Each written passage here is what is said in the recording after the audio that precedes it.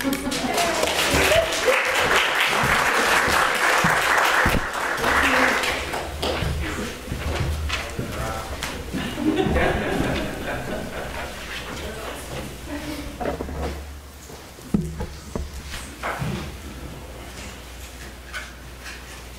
morning's New Testament reading comes from Matthew 28, verse 16 to 20. And it talks about the Great Commission. And these are Jesus' words. Then the 11 disciples went to Galilee, to the mountain where Jesus had told them to go. And when they saw him, they worshipped him, but some doubted. Then Jesus came to them, and he said, "All authority in heaven and on earth has been given to me.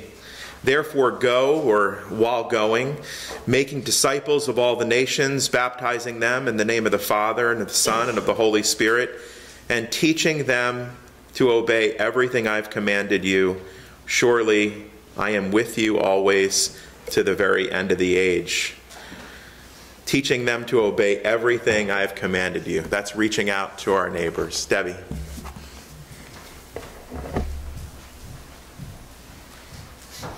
So I have this nice introduction all prepared, but Kevin said it so beautifully in his prayer that I don't think we need to do that. Just want to welcome everybody to Outreach Mission Sunday. If you're new or visiting the church, this is something we do every October. We've been doing it for a long time. We invite local organizations, some of our ministry partners, to come and speak a little bit about what they're doing in their organizations. I know something I always look forward to. Carrie and I have gotten involved in some organizations because of Mission Sunday and what we hear from folks, coming to speak to us. So we really welcome you. We appreciate you're here. We loved the world debut of the rock band just for our guests. It was beautiful. I think you should take it on the road. So today we're going to welcome Mitch Yeaton from Whitehorse Recovery, Brian Wilson from Granite VNA, and Eileen Levitt and Carol Simpson from End 68 Hours of Hunger. We thank them so much for coming. I'm really excited to hear what you all have to say. What our format is each organization talks for a few minutes. And if you want to read more, there's a little insert in the bulletin about these organizations, along with their websites and who you can contact if you have follow-up questions after today.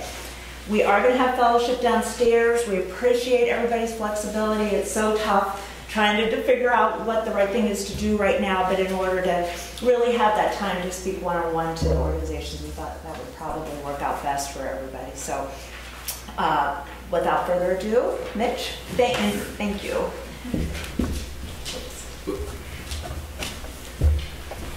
Well, first, thank you for inviting us here. I've been excited ever since I got the invitation because we were here about 4 years ago. I don't know if you remember. We were early in our organization. It was I think our second year at the time. I had about a half a dozen people working for me. What you're going to hear and what I'll tell you downstairs later if you come down is not a story of what Whitehorse people have done. It's what God's done through Whitehorse. On that day I stood here, I could never have imagined where we would be today. And it's just been an incredible story that he's done. So Whitehorse, when I was here the first time, we were an addiction organization. We took care of people with substance use disorders, alcohol. God came to us and really spoke into us and said that we needed to do more. So one of the things we had heard doing presentations similar to this, that there was a lot of issues around mental health and especially around children that didn't have access to treatment. So 2 years ago, a little over 2 years ago, we rebranded to become Whitehorse Recovery. Instead of Whitehorse Addiction, we re-credentialed to do substance use disorder, alcohol, co-occurring disorders, and mental health. So we added mental health to it. I went out and, when people are having trouble hiring clinicians, they came to us. We had ended up hiring 3 licensed clinical mental health counselors, 1 specialized in kids and families. We've brought those folks on board. So we could do children and do mental health. So we take children 6 and up now. We still offer all our services regardless of ability to pay. So we do people, we have a lot of people that just do a sliding scale with us. And then that was just the beginning of the story. So then COVID hit us right after I'd hired these clinicians. So that's a little scary when all of a sudden you're told you can't go outside and you got to do these things. But, you know, the Lord just guided us into this new format of telehealth, and we were able to do that. And over the last 2 years, when most places were slowing down, we exploded. Our business took off. We added resource centers. I think we were just starting one when we were here last. We now have 3. We have a resource center in Center Ossipee, in North Conway, now Littleton, New Hampshire. So we're covering all of Carroll County and now part of Grafton County. So we've expanded up there. We added 24/7 emergency support services for peer recovery. So we service Memorial Hospital now, and we service Huggins Hospital. So we'll respond if they call us and have an overdose or an issue brought in. They call us, and we'll send somebody there within an hour. We have somebody at those locations. So we're servicing those. Right now we're working on a critical care program for mental health, where we'll respond people directly into people's homes 24/7 on response. So we're partnering with some other organizations to pull that one off. Our resource centers are seeing now, with the 3rd one we've added, about 5,000 visits a year. Combined, we're seeing about 300 clients in our clinical operations. We now went, I think when I was here the first time, we had about 7 employees. I have 32 now around the state. I could, like I said when I started, I could not have possibly imagined that day I stood here talking to you that we would be where we are today. And it's greater than what we could have done on our own. I mean, this is 100% God putting his hand on this and lifting us up. So he's brought us resources, he's brought us people when no one else could get anybody. They've come and sought us out. We're now part of the Governor's Task Force of Substance Use Disorder. We're one of the members of that. I'm a voting member, so we help control policy that is taking place in the state. We were credentialed by CAPRIS, the Council of Accreditation for Peer Recovery Support Services. That's a national accreditation, and we did that right in the middle of the COVID crisis. So we were able to get that accreditation too. And it just goes on and on. I have so much I can tell you if you come down and visit us. We've got great people. My wife has been by my side this whole time, helping us do this, but the staff and the passion that we see in these folks that work for us is second to none. What they do on a daily basis is, you imagine they're going through this crisis with their own families, and they're helping people going through theirs. So it's just an incredible thing to see, and I get to see and watch this. I wish I could take credit for any of it, but I really can't. I mean, this is God, and he's brought the people to us that have the right passion and heart for it. So if you know anybody or you need any support at all, please don't be afraid to contact us, and I can help show you what that is downstairs later on. But again, I just want to thank you guys for your support. You've come alongside us, and some of your members have come alongside us and gotten directly involved. It's just a great opportunity. God is moving in this thing. He's moving in a big way. Hopefully the next time I come, I'll be able to tell you about our housing that we're going to have up and running. So just again, I want to just thank you. Thanks.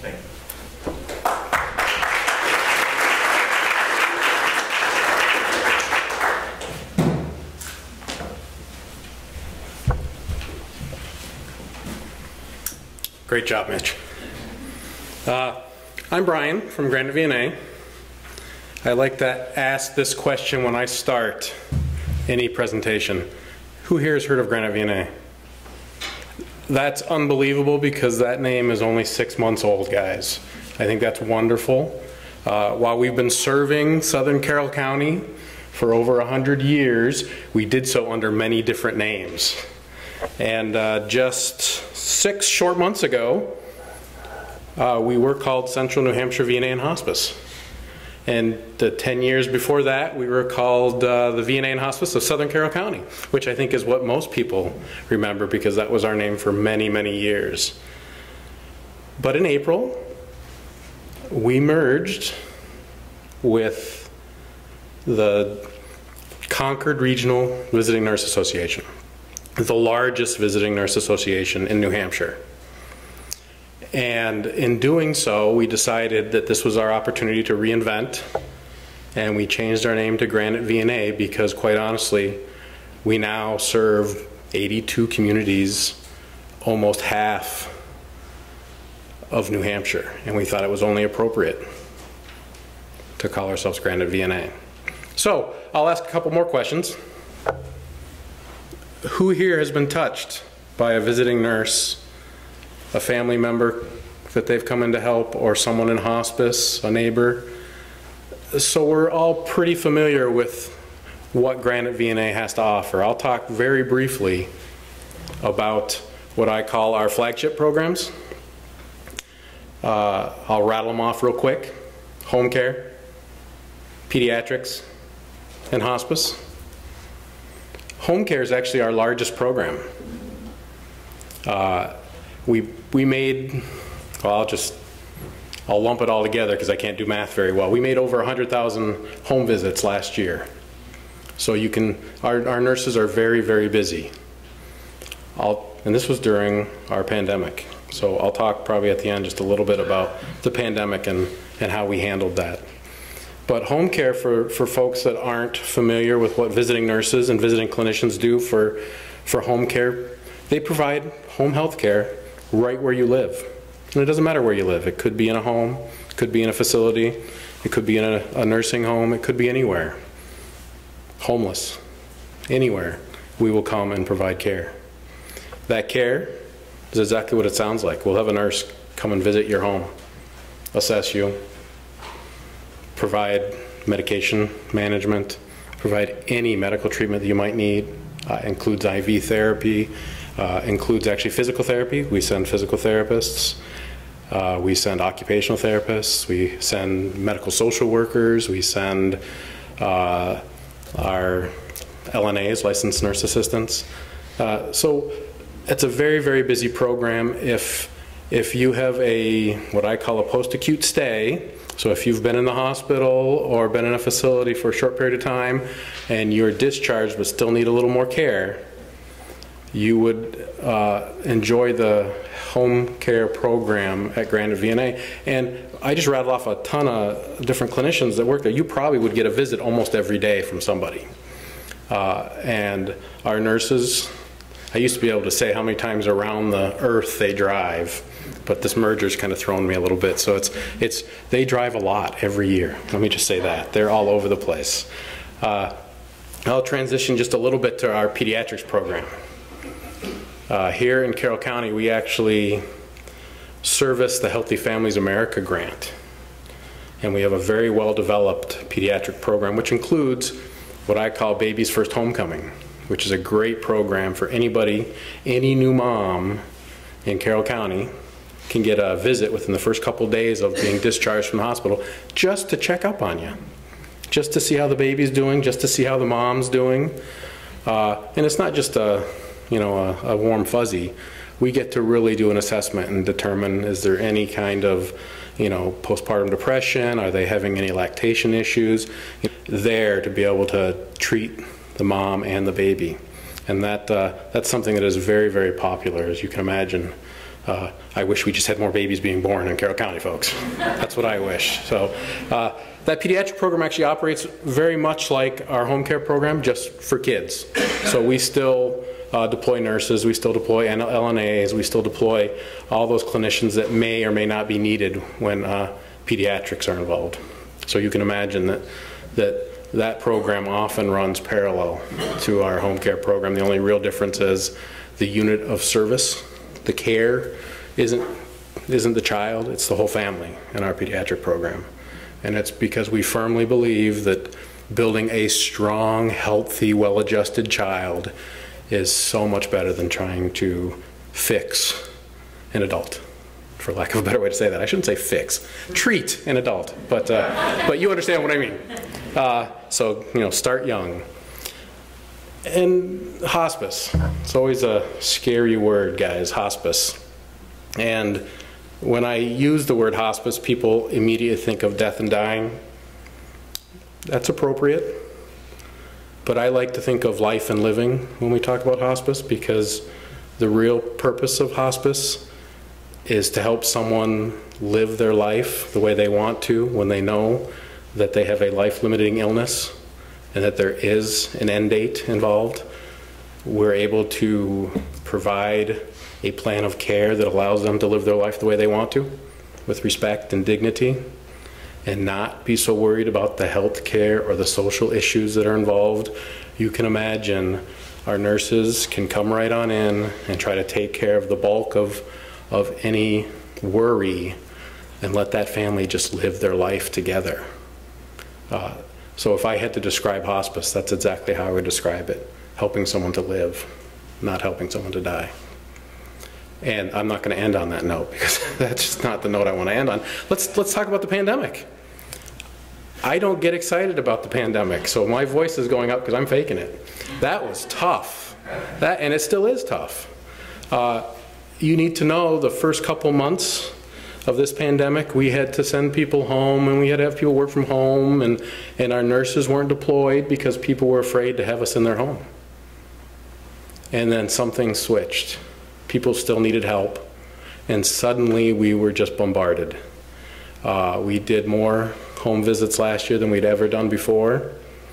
Of course, there was some modifications. We all learned what PPE was, and I learned how to don and doff a full gown. I don't do home visits, but they still made me learn how to put, by the way, it's hard to find one that fits me, just so everybody knows, but I learned how to put a garbage bag over myself when I went to visit someone in the home, and there was a lot of modifications that we had to do, but because people still needed that help, we were able to do so. And this is one of the reasons I like to talk about the merger that Central New Hampshire VNA and Hospice had and Concord Regional VNA had in the middle of this pandemic. Because, as Mitch mentioned, many places were short on staff. God bless that you didn't have to worry about that, but we did. Many nurses decided to retire. Many nurses decided that they did not want to be in that environment where there was that danger. And we were short on clinicians. And if we hadn't emerged with Concord Regional VNA, who also were experiencing the same issues, we wouldn't have had the depth of staff we needed to continue on. We were lucky that we were able to merge this new organization. Granite VNA now has 480 employees.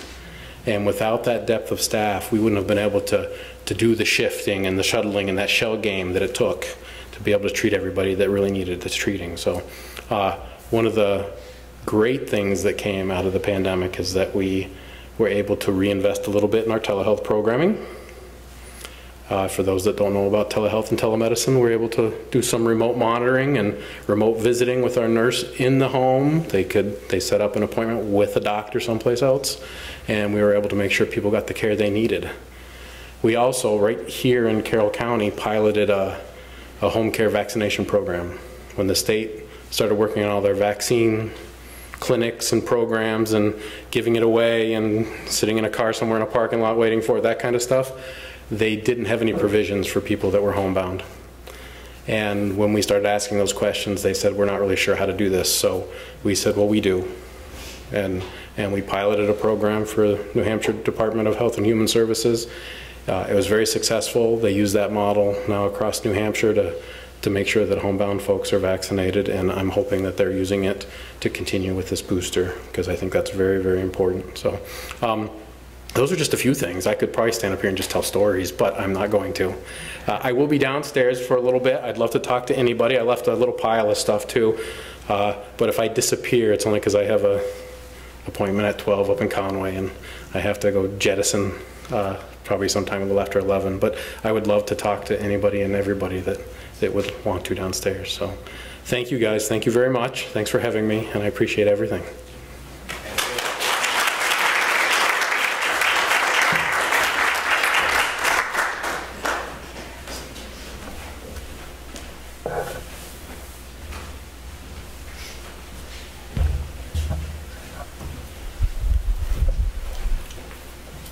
Eileen. Good morning, and thank you for inviting us to your beautiful service. Certainly the music is just incredible, and I love the rock band as well. Unexpected. I'm Eileen Levitt. I am one of the 3 co-coordinators of our local End 68 Hours of Hunger. Carol Simpson is with me today, and Jan Brooks is the other member. And we are part of an organization that has roots back to more than 10 years ago, when Claire Bloom, who had just retired as the commander at the USS Constitution, she's a naval commander, moved to Dover, New Hampshire. And she was told that there were children that were hungry. And she decided she needed to do something about it, and she created the first program, End 68 Hours of Hunger, in Dover. There are now 147 different chapters across the U.S., and we're just one of them. We began about 8 years ago, and we started with 18 students, and we now have sometimes up to 200. We started with just the towns of Ossipee and Tuftonboro and Wolfboro. We now serve Middleton, New Durham, Ossipee, Wolfboro, Tuftonboro, Brookfield, and Effingham. Did I get them all? I think so. Okay. Initially, pre-pandemic, we had up to 45 volunteers that did our packing, picked up our food, delivered it to the schools, and since the pandemic, we have been blessed by the help of the Governor Wentworth School District and Nights Against Hunger, which is the program that feeds middle school and high school students, to work together to get food to children who were in remote learning. And so now we have some help with transportation from where we are right now. We, over the 8 years, evolved from having several sites at Huggins, where we had our food pantry, to several sites at Brewster, to Jan Brooks's garage, and now we are housed at All Saints Church. And it's worked out. Every time we needed help, the community stepped up in some way. We are blessed with amazing donations from people, are generous to us. The pandemic has prevented us from doing the typical fundraising that we have done in the past, but we are surrounded by support and are so appreciative of everything that the community continues to do for us. I do want to tell you a little bit about, sometimes people ask about the program. The very first program that fed school children, that created a school program for feeding children, came as a result of the draft in World War II. What President Truman and President Eisenhower discovered was that when the draft came along, they were turning away so many young men who had not had proper nutrition as children growing up and had rickets or maybe weren't mentally sharp enough to do the job that they needed to do in the Army. So this kind of a program of knowing how critical and precious our children are in terms of their physical body health and brain development started right after World War II. Carol? Oh, that's a long time since World War II. Eileen has touched upon many of the aspects. I am in charge. The 3 coordinators each have an area of responsibility, and Eileen is publicity, so you know why she likes to talk. Publicity and fundraising, and my responsibility is the food program. And I oversee all the volunteers who pack. We have 30+ volunteers right now. We pack 2 different days a week. We have one of our volunteers coordinates the food purchase. We have a team of drivers that go down to Rochester, to Market Basket, and bring it back. And then the Brewster students, because they have to do community service, and they love us because we satisfy their community service responsibility. They come and they unload the vehicles and they stack all our shelves for us, and then they come back after we've packed everything and load the buses with crates of food. And then the bus drivers actually bring it to the schools for us. So as Eileen did say that we were having trouble before getting the food to the schools where it is distributed. We do not know who the students are. It's confidential. We just know how many bags of food that we're supposed to supply. Each child goes home with a bag of food every weekend that will get them through the weekend with 3 dinners, 2 lunches, 2 breakfasts, and 6 snacks, which is their favorite part. We contour our food to the children, so we're not supplying food pantry food. We're supplying child-friendly food. What child doesn't like raviolis or mac and cheese or a granola bar? So it's food that the children themselves can prepare. We learned very early on that some of them do not have an adult figure in their life that is around or reliable enough to help them get food. And so everything that we send home can be prepared, either eaten cold or warmed in a microwave, so that the children can provide for themselves. Some of these children bring their bag home and they hide it because they don't want to share it, obviously. They want it for themselves. What keeps us going is the feedback that we get, both from the teachers about how much better the kids are in school, how it used to be that on Fridays they were unable to concentrate, they didn't want to go home, they knew they were going to be hungry, and it disrupted all of their learning. And then on Mondays they'd come back so exhausted because they hadn't had fuel in their systems, and it took them again a day to get their feet back on the ground. So basically they were losing Friday and Monday of a good education. Teachers are telling us how much better these kids are at being able to control themselves in the classroom and to learn. And so that's a big thing. And then we get parents occasionally, or mostly grandparents, or somebody who will tell us when we're in a store how important it has been for their grandchildren to get a bag of food, how it has changed their lives, et cetera, et cetera. One of my favorite stories, because automatically people think that it's because people are spending the money that they have for something other than food, or people are just being totally irresponsible. But the reason for hunger is there are multiple reasons, and I'll just share one. That we had a parent send us a letter, actually through the school system sent us the letter, thanking us for giving food to her son for several months, and said thank you, and we no longer need to receive the food. Please give his food to someone else. And she explained the reason why they needed to have the food on the weekends, and it was the fact that her husband had lost his job, she had broken her leg, and she was out of work. So they went from 2 incomes to 0 income. And she said she was able, her leg was okay, she was able to resume work, and that her husband had now found a job. And so it's stories like that. It's so many different reasons as to why children are hungry. Our mission is to feed those kids. And with the help of the community that has been so generous, we really have been able to keep this up.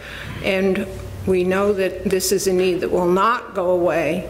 And we just continue to do what we do.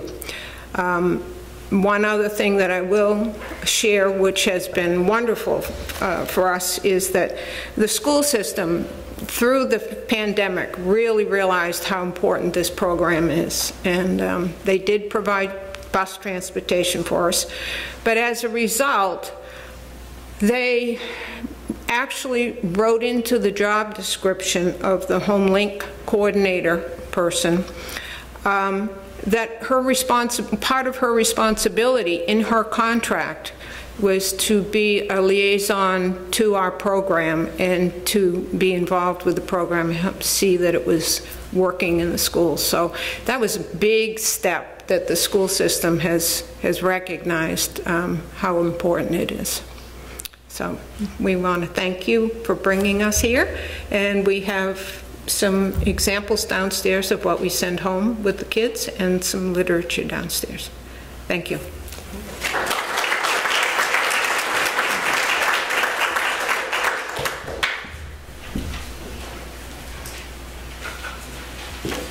Recovery, wellness, hunger.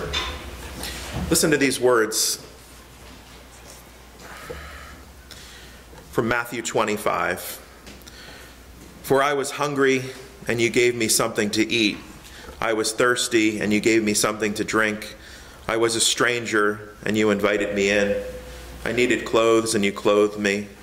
I was sick, and you looked after me. I was in prison, and you came to visit me.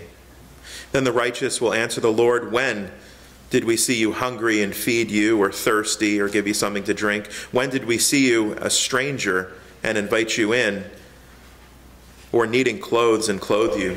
When did we see you sick or in prison and go visit you?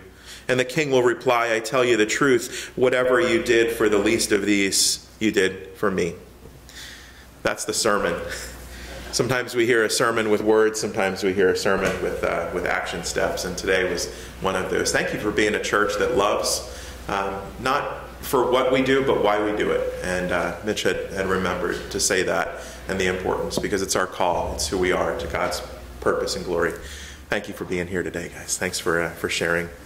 As we close our time out together, I'd invite you to stand and let us sing verse 1 of number 522, Savior, like a shepherd, lead us. Verse 1.